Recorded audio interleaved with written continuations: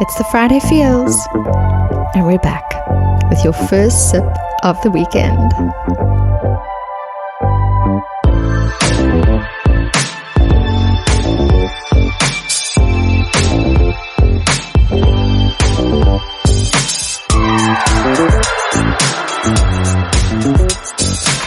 You're now tuned in to this week's episode of Your Happy Hour.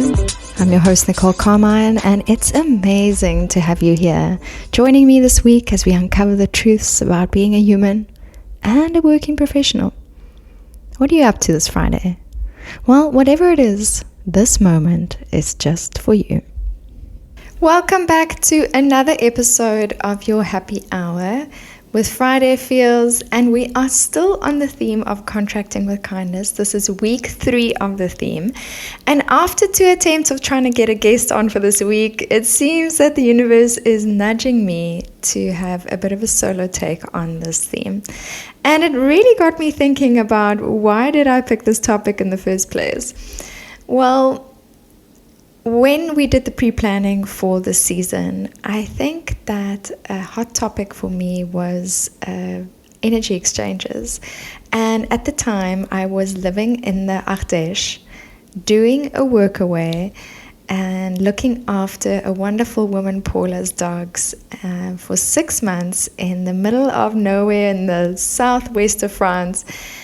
And it really got me thinking about how we engage in the world around things that are different than money. And how do we contract with each other, not in a space of how society is set up, that it has to be in the switch of cash or EFT or PayPal or whatever the latest lingo is these days, but rather from a place of bartering with your energy, with your time, with your talent, with your skill. And it got me thinking about what the energy is with which you do that. So, for example, I was doing a workaway, looking after the dogs, helping with the garden, helping clean the house, in exchange for accommodation, electricity paid, all of that, and having a life in a space that I never thought that I would have, in the beautiful vineyards of the Ardèche. So Workaway is this really cool platform which I'd love to give a shout out to today, and I can explain a little bit more of what it is. But there are lots of these different ways of living in the world. Home exchange is one of them. Some people do woofing. And so there are alternative ways to contract in the world, and do so with an exchange of kindness. You have to come with the right intention and right energy to do these things. Otherwise, you might feel some kind of resentment for putting yourself in situations that are very outside of your comfort zone usually. But all of this took me to a place of really understanding what contracting means with kindness in relation to other people, and that it really actually starts within yourself. I know it's the standard cliche that everyone's talking about, but it's a cliche for a reason, and I really had to learn that I needed to contract with kindness with myself first before I could do so with other people. Now, I've been on quite a journey about contracting with people in the world. I have definitely been in contracts that went sour, like having a tenant in an apartment in Johannesburg that I had to blacklist because she wasn't paying her electricity. I've definitely been in contracts that have been amazing. For example, contracts of leases that I've stayed in places that have been wonderful and given me life and experiences. I've been in work contracts that have been fantastic, that have given me opportunities to learn and grow in exchange for my time and my energy. Definitely looking back on some of those, I know that I gave a lot more time and energy than maybe I was getting back financially. But I was growing so much as a person. And so it's quite an interesting thing when we start analyzing the exchange of our energy and time with ourselves and then with others around the world. I've definitely been in some contracts that have not ended so well. For example, a marriage contract that ended in a divorce, and that was not an easy one. That was not an easy contract to say, I don't want to be in this contract anymore, even though I signed it at a certain date and time, and that maybe things have changed for me. I also believe that on the topic of contracting with kindness and thinking about that from a space where it starts with ourselves, a lot about kindness and about learning how to be in the world, I think, is about acceptance. And a big one is around acceptance of change. Now, change is always so hard, but this is the reason we have contracts in place. If something changes, if something happens, if this, if that, this is how we are going to handle it.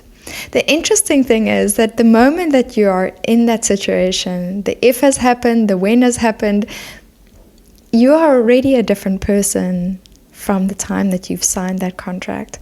And so you really have to come to that new space, being a new human, having changed, having transformed, with kindness, with acknowledgement of the things that you had decided before. And I think that's often the hardest part about this topic. The hardest part of being human, I think, is acknowledging that we've made decisions that have brought us to a certain place and time in our lives. I know that was hard for me, and it's very, very easy in those spaces to blame other people. But when we come into the world with a sense of kindness, a sense of fairness and acceptance, we learn that we have to allow ourselves to adjust, and we have to allow ourselves to not be so critical. Because the truth of the matter is that kindness can only start with others when it starts with ourselves, and we are the worst critic of all. Maybe I'm speaking for myself today, but I know that what has really happened for me is, as I've learned how to exchange more fairly and kindly with the world, what has come to light for me is my judgment of things. And I really had to realize that started with myself. That started with the inner critic, the very, very, very judgmental, critical mind that I had of the things that I was doing in the world, and that I wasn't even allowing myself the grace and the gentleness and the tenderness to be human, to feel, to not get it right all the time, to make mistakes. And I think that's the hard part about going through the world with a kind heart. And when we speak of someone that has kindness, if we say, oh, that person is a really kind person, what is it that we mean? What is it that that person is exuding that we refer to as kindness? And I've often thought about this, and to me it came down to the fact that that person does not judge you. When you are with somebody who is allowing you to be fully yourself, your silly, crazy, magical, wonderful, but sometimes difficult self in that moment, and they do not criticize you and they do not judge you, they still stand within their boundaries, they still stand strong as a human with who they are in the world, but they do not take who you are and throw it back in your face in a way. I think that is true kindness. That is a human seeing another human for what they are. And as I've walked along my journey, I have realized more and more that we are these divine souls, we are these divine beings, these creators, this wonderful spiritual experience that we are having in a human body. And sometimes we forget that, right? We forget that we are having this crazy experience. We come here, we don't really know what is going on. But before we arrived, there are certain contracts that were put in place. You chose to be here. You chose to exist on this earth in this era in 2025 on the month of May, having this conversation with yourself in the mirror every day. And there's a reason for that. There's a reason that you signed up for this. You signed a contract. And I really believe, and I'm coming to realize and to discover that perhaps the biggest journey of all is that we signed a contract to come and have understanding, to come and have acceptance, to come and experience the fullness of being human, and not to judge it, to let it go, to release it, to let it be. And this life, you chose a certain body, you need to learn how to love that body. I often speak to clients about the concept of intrapersonal intelligence and intrapersonal intimacy, which is something I still have to work on every single day, is the self-love. The fact that you cannot necessarily love from without outside in, if I can say that, but you have to love from inside out. It took me a really long time to realize that, and a lot of people pleasing in the midst of that. But once I got to put that aside and I realized that I need to love me, I need to enjoy my company. If I love being with me, other people will love being with me. And if I can be alone and enjoy who I am and love who I am, sensually, physically, mentally, sexually, in all ways, that is being human. And not to be an island necessarily, because we all need connection. That is why we are here. Because the beauty is, what I realized is that when you do go in there and you contract with kindness first with yourself, and you learn empathy, and you learn about the critic, and you learn about how hard we are on ourselves, but you get to love yourself despite that, I think the very next step is realizing how beautiful and valuable community and connection is. And to me, it was just this awakening to the collective, the fact that we are helping each other, the fact that we sign contracts with each other from a soul perspective. And perhaps you have a different view, perhaps you've had a different experience, and I'd love to hear about that. This has been mine, and in my discovery, I have realized that have to embrace being kind with one another in order to fulfill these contracts, in order to understand that sometimes it is the person that is pushing your red button, the person that is causing you trauma in your life, that is fulfilling the role exactly like they needed to. That is being that person that needs to help you see where you can grow in your life, to be yourself, to love yourself. And that's hard, right? That's hard to then come at that person with kindness. But then when you realize that you resonated with that, you pulled that person into your life, there's a reason that they're there. You can have kindness with yourself and acceptance for where you are in order to change.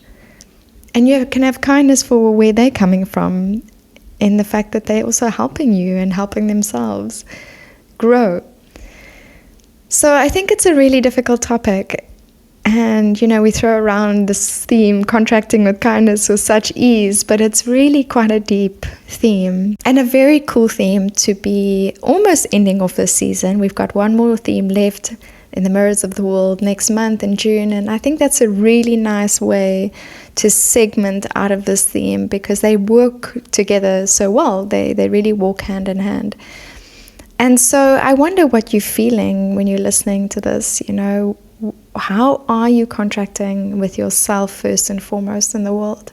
Before you are signing any contracts with anyone, before you are thinking about what kind of kindness you have to give anyone, where does it start for you in your heart and in your space? And, I always say to clients, one of the best things you can do for yourself is look yourself in the mirror and say, I am bold, I am brave, I am beautiful, and I'm bright, and whatever that mantra is for you. But, being able to really look yourself in the eye and say that fully and mean it, that contract starts with you first. Being able to make promises to yourself that you actually keep. Like, I am going to go to the gym, and then you go to the gym. I think a lot of people have on this podcast spoken about atomic habits, or, it's really the small habits that build the life. And I think that's really also a very small way, but a massive way in which we contract with ourselves in kindness. It's always the little things that you let slip that actually ends up really impacting you down the line. And I think sometimes we also forget, and I am such a victim of this, and such a, it's the right word. I definitely do this on a daily basis too. I forget that it's the little thoughts. It's every little thing in your life. It's energy. At the end of the day, a contract is an energy exchange, and the way we cultivate our energy in kindness with ourselves is so, so important. So I put it out there for myself, and I put it out there for you listening, to go into this week contracting with kindness with yourself. And in any situation where you are maybe signing a contract or signing on a dotted line, think about how that energy exchange is impacting you. Think about the power that you hold in that, the lesson that you learn in that, and whether you are coming to that contract, to that moment, to that action, to that thought with love for yourself. And I wish you all the most beautiful contracting moments in this week. May they be full of acceptance, non-judgment, openness, safety, and a lot of space for that inner child to be and feel safe to play. And on that note, we would not be able to get to play in this space and have these amazing conversations and open talks about these things if it wasn't for our partners, Riverside FM and RSS.com. So thank you to you guys for providing us the space, for helping us share content in the world so easily, and for being our partners. Our contracts that we signed, our energy exchanges with so much kindness. And if you are a podcaster, a live streamer, a content creator, or whatever it is out there, and you are keen to check out Riverside FM, let us know. They've given us a really cool discount for our audience, so you can let us know on the socials at fridayfeels.co, and we'll send the discount code to you. And happy to help you put together your podcast or whatever kind of project or production you are looking to create. Similarly with RSS.com, which is our distribution platform for this podcast. And then I also just want to say a big shout out to Workaway. Like I mentioned earlier, it would be remiss if I didn't mention them in this podcast on this theme. They really have an amazing platform that they've created that people can connect in the world, and they are hosts and they are workawayers. And let's say you have a home somewhere and you're building some chateau in the south of France and you're needing help. You can always put your place up there, you tell your story, you show your availability that you need, and workawayers all around the world can find you. It's kind of similar to the concept of woofing. Some people are familiar with that. I really love this app though, because they make it really easy for workawayers and hosts to find each other. So you can almost connect and have conversations with hosts in your area, which for me, when I was in a very small village in Ardèche, it was really valuable to be like, hey, I'm not in this space alone. And it's nice to go have a drink with someone. So a really big shout out to you guys for bringing the feels, for connecting people around the world, for showing that it's possible to live and work and move in different ways that don't necessarily require tons of money, but just in a beautiful exchange of talent and skill and time and energy. So big shout out to Workaway. Do check them out. And then I want to also move into a little section of the gems this week. It's just me and my gem, but I wanted to say that my biggest gem this week was just a reminder to have fun. I think it's really easy when you're an entrepreneur sometimes as well to get lost in your own world of working and not to really look beyond your comfort zone. Even though you're a traveler, an adventurer, and an open-minded person, sometimes it's easy to hermit. And I want to say thank you to the friends and beautiful people in my life for helping me see new places and discover spaces, and also for the amazing music that I've been able to create. I've got a new song coming soon, so I'm really excited about that. I'll keep you posted on the socials.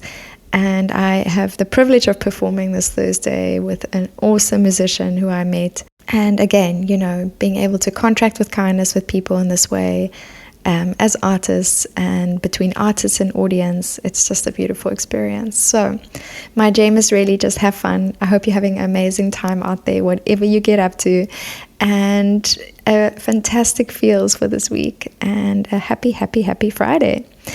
And then very, very last, but definitely not least, it's the stack. It's time for the real reading list. And I've got one that is on the pile that I have not yet read, but has been so recommended to me. It's called A Course in Miracles. It was written collectively by the Foundation of Inner Peace. And it is just such a practically, beautifully well put together guide on being human, on being gentle and graceful and kind and loving towards ourselves, and what the service is of being human in this world. And yeah, I'm really excited to read it. For those of you who have read it and have any comments or anything you want to share with me, please reach out. I'm really keen to get connected with community on this topic and on this book. And we're going to be adding that to the stack for the week. So on that note, I will say a cheerio and a farewell, and I really wish you all the most beautiful, kind and light-filled week ahead of you, and may it just be full of joy that you create in the contract with yourself. If you haven't just yet, follow Friday Feels on Instagram, Facebook, TikTok, and LinkedIn. You can share with us all your feels this week by tagging us at fridayfeels.co, and you can also find the website at that handle. And now, as you ease into this weekend, take a moment. Celebrate who you've become, what you've overcome, and what is yet to come as you do the crazy and cool things that you do as the authentic you. The truth about life and work is that it's hard, but the beauty is this global working experience that you're in, well, we earn it together. So keep connecting, empowering, and inspiring this week. And of course, keep it raw and real. Until next time.